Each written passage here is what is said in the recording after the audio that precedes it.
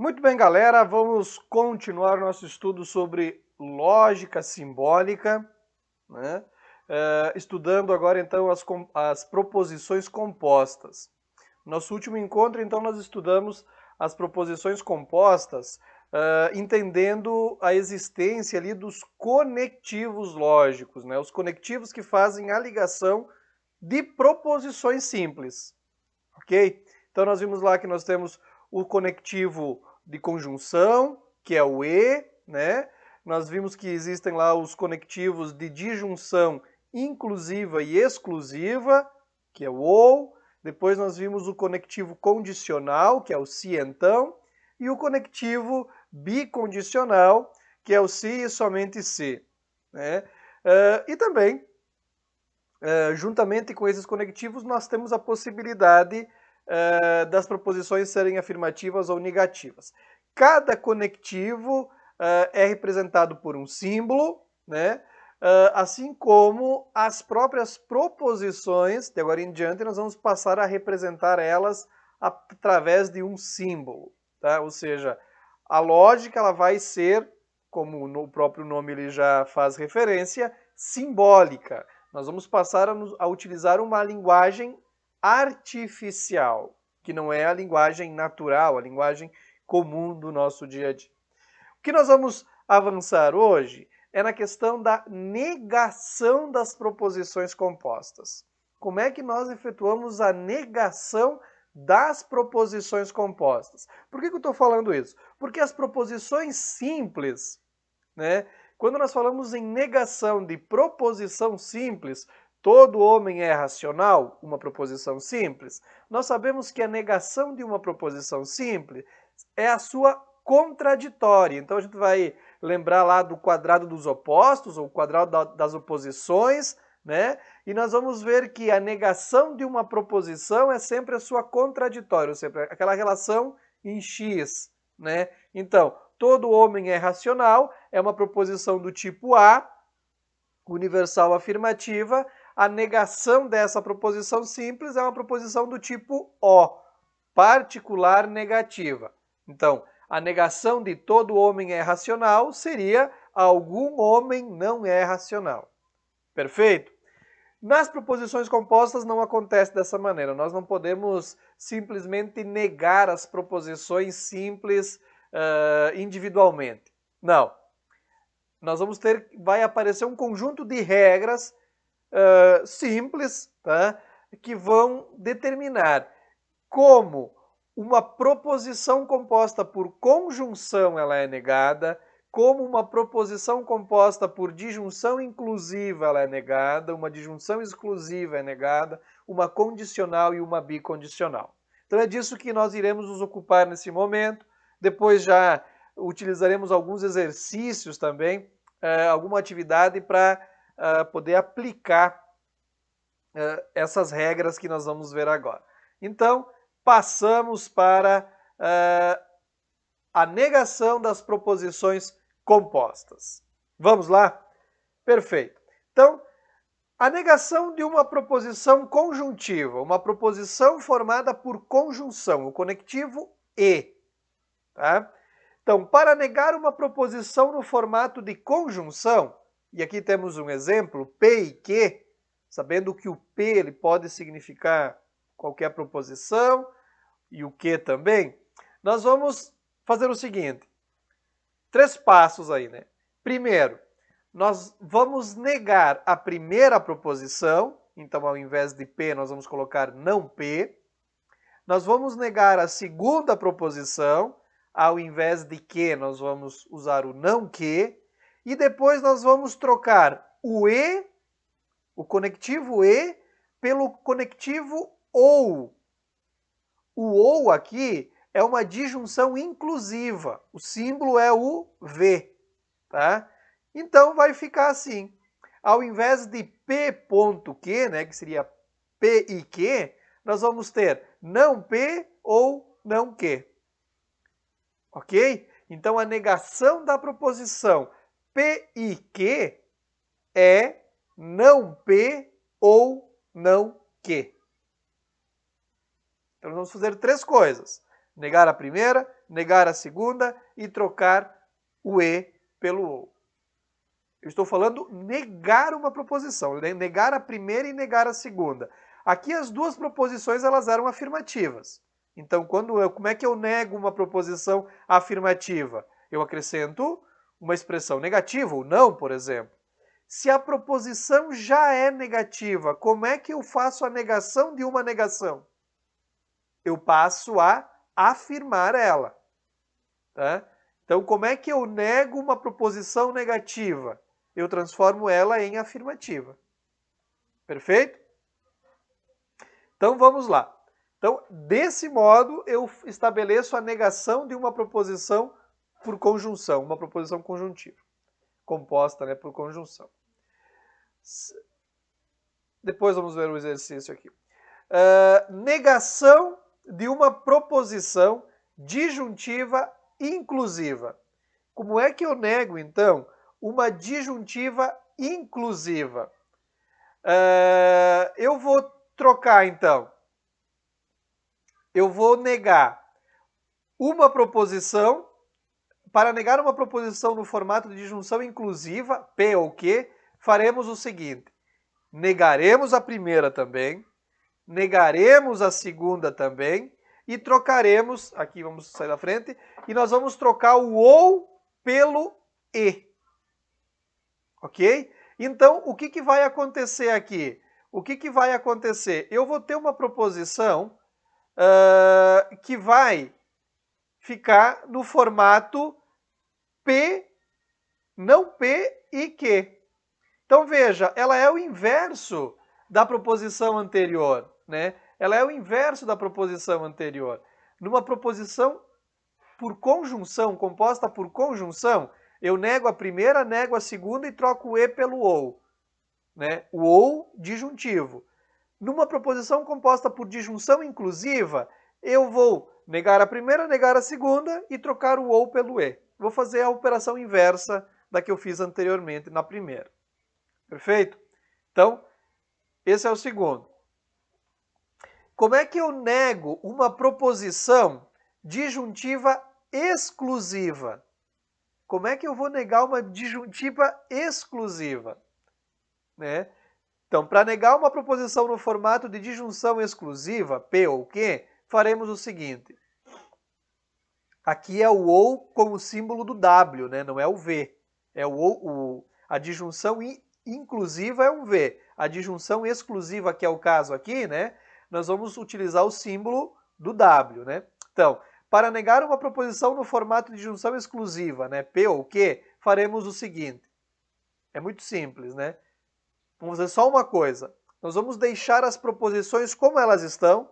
Se elas são afirmativas, nós vamos deixar afirmativa. Se elas são negativas, nós vamos deixá-las negativas. Nós só vamos transformar a proposição disjuntiva exclusiva em uma proposição bicondicional. Ou seja, eu vou trocar o OU pelo C e somente C. Só isso. Tá? Então lá, o P ou Q, a negação disso é P, C e somente C, Q. Nossa, parece que não tem nada a ver, não parece que não é negação isso, né? Pá, não está errado isso não pode ser a negação. Do ponto de vista lógico, tá? Essa é a negação de uma proposição composta por disjunção exclusiva. Tá? Somente transformo ela em bicondicional. Vou trocar o OU pelo C e somente C. Perfeito? Troco o W pela flecha de duplo direcionamento. Vamos para a próxima? Como é que eu vou negar uma condicional? Como é que eu vou fazer a negação de uma proposição condicional? Então, eu vou fazer da seguinte forma. Eu vou manter a primeira proposição sempre como ela está. Eu sempre mantenho a primeira proposição igual. Eu vou negar a segunda proposição e eu vou trocar o se então por e. Então, a proposição se P então Q, a negação vai ficar P e não Q. Mantenho a primeira como ela está e nego a segunda proposição. Troco o se, então, por e. Pronto. Tá? Essa é a negação de uma proposição composta condicional. Entende? Depois nós vamos aplicar isso de maneira prática daí. E por fim, aqui nós temos a bicondicional. Tá? A bicondicional eu tenho duas maneiras de fazer a negação dela. Tá? Uma bicondicional eu vou negar qualquer uma das proposições. Eu posso negar a primeira e eu posso escolher negar a segunda. Eu nunca vou poder negar as duas, tá? Eu vou ter que escolher. Eu vou negar a primeira, tá? Aí eu posso negar. Eu vou negar a segunda. Aí tu pode negar a segunda, ok? Então eu vou trocar o C, somente C, por E de novo, ok? Então eu poderia dizer que a proposição P somente se que, a negação dela é P e não que, ou então não P e que. Tá? Qualquer uma das duas formas estaria correta a negação. Ok? Como é que isso se dá na prática, pessoal? Como é que isso se dá na prática? Vamos ver esse exemplo aqui. Tá? Vamos ver esse exemplo aqui com testes com equações matemáticas. Tá? Com equações matemáticas aqui. Eu tenho o seguinte. A pergunta é: assinale a opção que apresenta valor lógico falso. Assinale a opção que apresente valor lógico falso. Veja só, em todas elas eu tenho duas equações matemáticas, tá? Que seriam as proposições, ligadas por um conectivo. Tá? Por exemplo, 2 elevado à potência 3 é igual a 8, seria uma proposição. E 1 mais 4 igual a 5 seria a segunda proposição. Ok? Aí aqui, para resolver esse exercício aqui, é referente à nossa aula anterior, né? Eu vou ter que usar aquelas tabelas, né? Aquelas tabelas que foram apresentadas para vocês, né? O que precisa? Aqui eu tenho uma proposição composta por conjunção, né? O conectivo é o e. Para uma proposição composta por conjunção ser verdadeira, o que é que precisa? Eu preciso, numa conjunção, que as duas proposições sejam verdadeiras. Tanto a primeira como a segunda. Então vamos lá. 2 elevado à potência 3 é 8? Sim, é verdade. 1 mais 4 é 5? Sim, é verdade. Então eu tenho as duas proposições verdadeiras. Então, essa proposição composta, ela apresenta valor lógico verdadeiro. Essa proposição composta como um todo, ela é verdadeira. Se a primeira é verdadeira, a segunda é verdadeira, então ela é verdadeira como um todo. Perfeito? Vamos para a próxima. A letra B. A letra B ela diz o seguinte: a raiz quadrada de 8 é 3. Aqui eu tenho um se então, né? Se raiz quadrada de 8 é 3, então 6 dividido por 2 é 3. Tá? A primeira proposição, a raiz quadrada, né? A outra proposição, ela é a divisão. Então, a primeira proposição, raiz quadrada de 8 é 3, é verdade isso? Não, é falso. Então, a primeira proposição ela é falsa. A segunda proposição, 6 dividido por 2 é 3, a segunda proposição ela é verdadeira. Aí se eu olhar lá na tabela, né, numa condicional, quando a primeira proposição é falsa e a segunda proposição ela é verdadeira, a proposição composta como um todo, ela é verdadeira ou ela é falsa? Ela tem valor lógico verdadeiro ou falso? ela tem valor lógico verdadeiro. Então a B também é verdadeira, né? Na letra C, eu tenho uma disjuntiva exclusiva, né? Eu tenho uma disjuntiva exclusiva. E ela diz o seguinte: 3 menos 1 é 2, ou 3 menos 1 é 2, ou 5 mais 2 é 8. Tá? Então, a primeira proposição, 3 menos 1 é 2, é verdadeira. A outra, a segunda, 5 mais 2, 8, ela é falsa. Muito bem, eu tenho uma disjuntiva exclusiva, né? Lá na tabelinha de verdade eu vou ver, lá nas tabelas eu vou ver, que para uma disjuntiva exclusiva ser verdadeira, obrigatoriamente uma tem que ser verdadeira, uma proposição tem que ser verdadeira e a outra tem que ser falsa. É o caso aqui? Sim, é o caso aqui, né? Porque eu tenho a primeira verdadeira, a segunda falsa. Então a letra C também é verdadeira. A letra D agora. Se 7 menos 2 é 5, então 5 mais 1 é 7. Então eu tenho novamente duas proposições. A primeira proposição aqui, ela é verdadeira. 7 menos 2 é 5.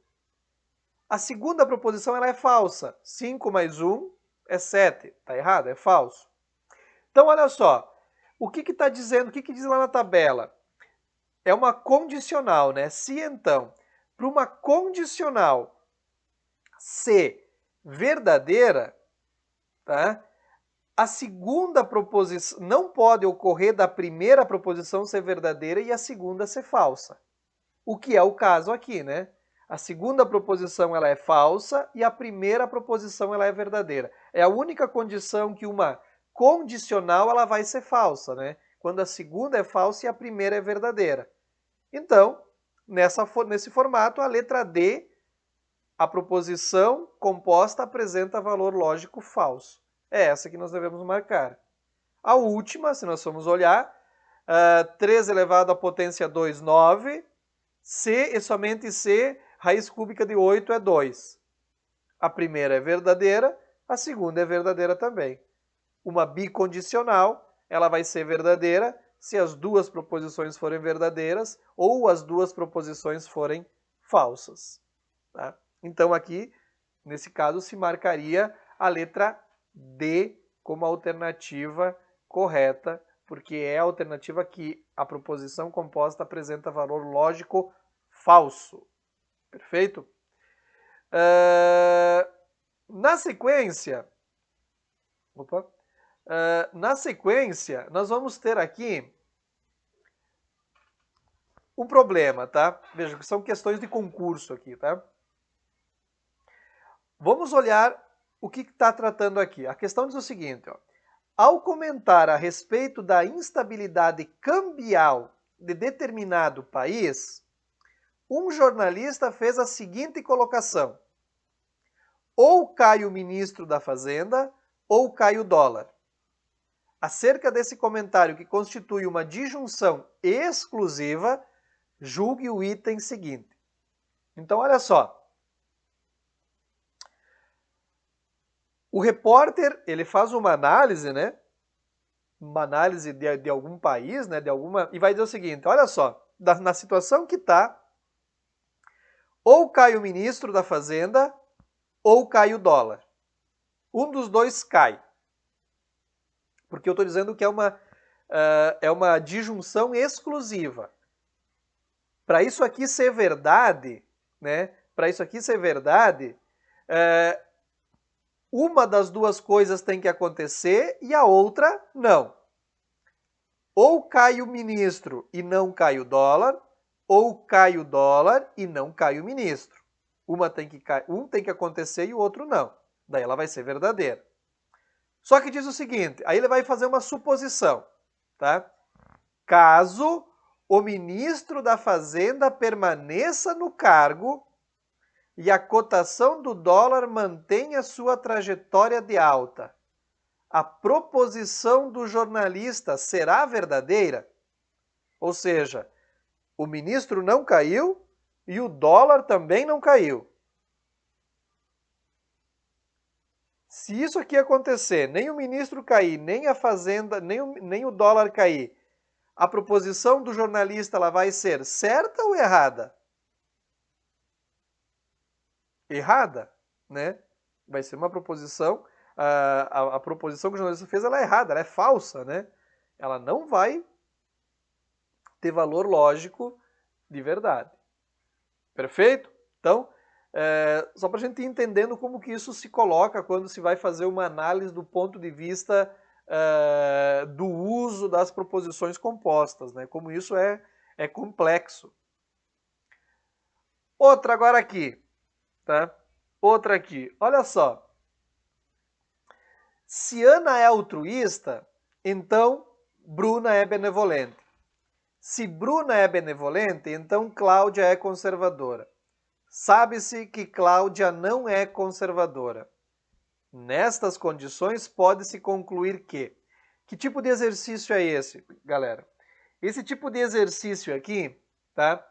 Ele vai buscar, também lá a partir das tabelas que nós estudamos, tá, na aula anterior, ele vai buscar fazer com que nós consigamos desenvolver um raciocínio lógico mais complexo, tá? Para que nós consigamos desenvolver um raciocínio lógico mais ampliado, tá? Aprofundar mais essa análise lógica das situações, das proposições. Então vejam só, pessoal, esse tipo de problema aqui que está sendo apresentado, tá? Desculpa, ele vai estar sempre montado dessa forma, tá? Vai haver uma proposição simples, tá? Sabe que no caso aqui ela está representada por sabe-se que Cláudia não é conservadora, tá? Aqui está a proposição simples, Cláudia não é conservadora, não são mais de uma proposição, é apenas uma, não tem conectivo, tá? Cláudia não é conservadora. E as outras proposições, que no caso aqui são duas, tá? Poderiam ser mais, são proposições compostas ligadas por conectivo, tá? Aqui, as duas proposições anteriores, elas são ligadas pelo conectivo condicional, se então. Se Ana é altruísta, então Bruna é benevolente. Se Bruna é benevolente, então Cláudia é conservadora. Tá? São duas proposições compostas por condicional. O que se subentende aqui, pessoal? Isso aqui que foi falado, tudo é verdade. Todas as proposições elas são compostas. As proposições compostas elas são verdadeiras e a proposição simples ela é verdadeira também. Ok? Só que atentem para o seguinte. Vamos pegar a primeira proposição ali. Se Ana é altruísta, então Bruna é benevolente. Nós temos duas proposições simples.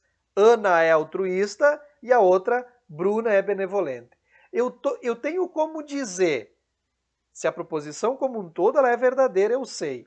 Eu tenho como ter certeza que Ana é altruísta também é verdadeira?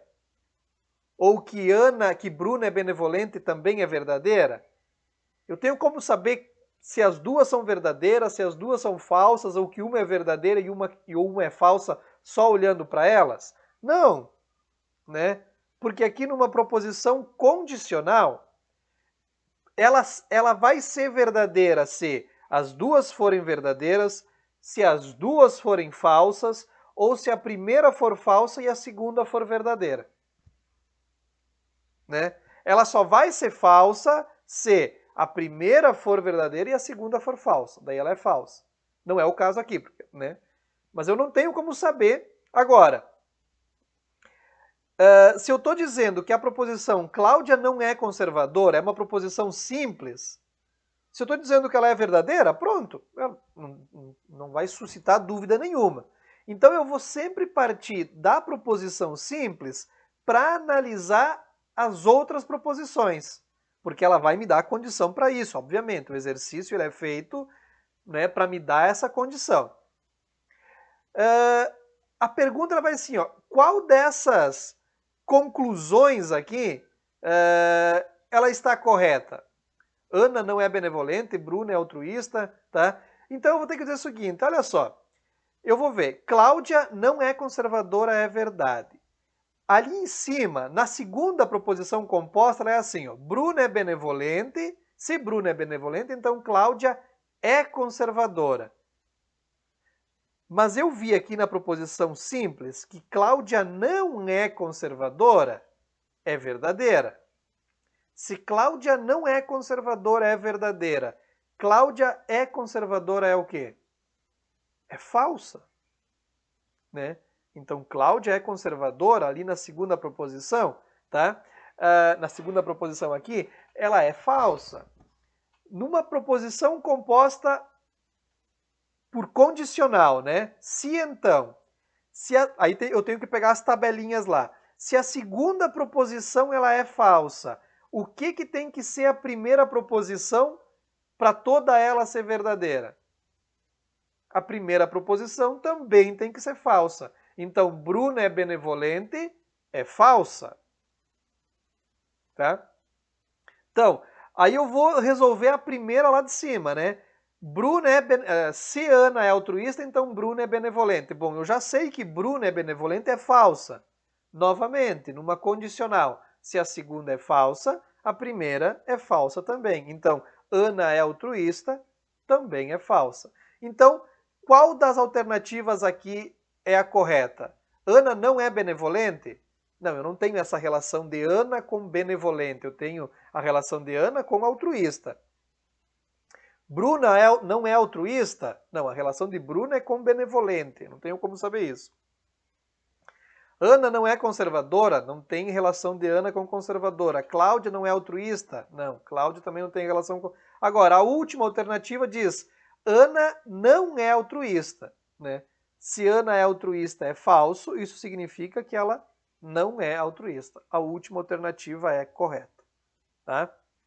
Esse tipo de exercício, pessoal, esse aqui relativamente ele é simples, porque ele tem só duas proposições compostas e uma proposição simples. Mas ele pode vir um texto mais longo, né, para estabelecer uma análise e eu vou ter que ir guardando, né, toda essa relação, tá?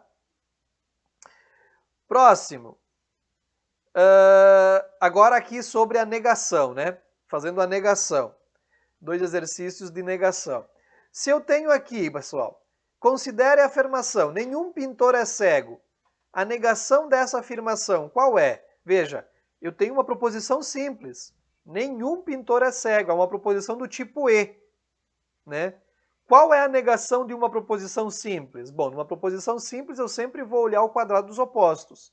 Então, se ela é uma E, a negação dela é uma I, tá? Vai ter que ser particular e afirmativa, né? Então nós vamos ver logo na letra A que tem a resposta, né?